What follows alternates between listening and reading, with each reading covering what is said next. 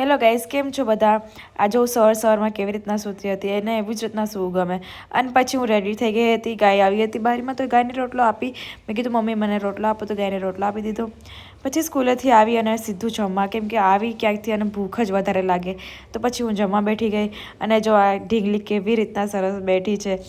ચીમી પણ અને પાછળ દેનિશા બેઠી છે પણ એવી નખરા કરે છે ને હર ટાઈમ મેં એમ શરમાય છે, નખરા કરે. અમે મેળામાં પણ ગયા હતા, ત્યાં પણ એમ જ રીતના કરતી હતી.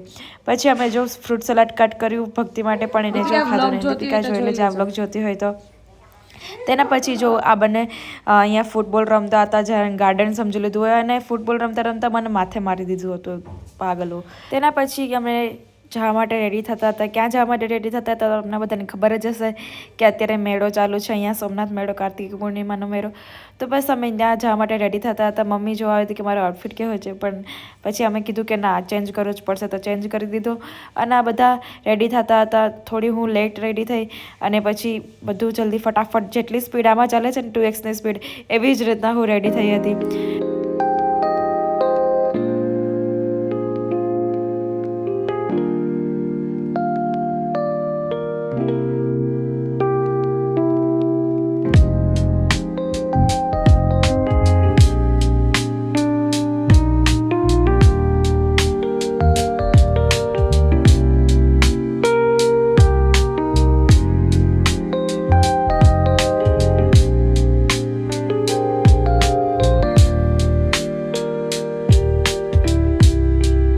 અને ગાઈઝ, જો આ લિપ લાઇનર હું લગાવું છું એ મૃચા બ્યુટીની છે. કેટલી સરસ છે.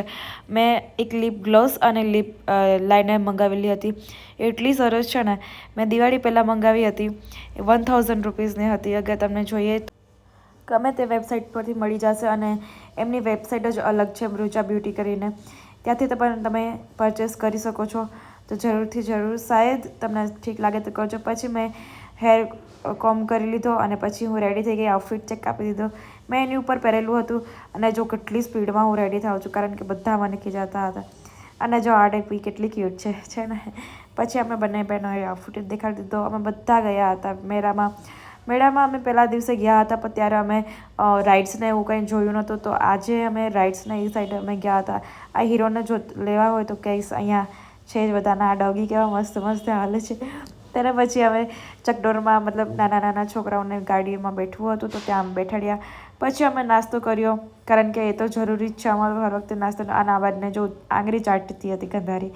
તેને પછી thank you for watching. Bye bye guys. આજે થોડો વ્લોગ લેટ આવ્યો, પણ કોઈ નહીં. Bye bye.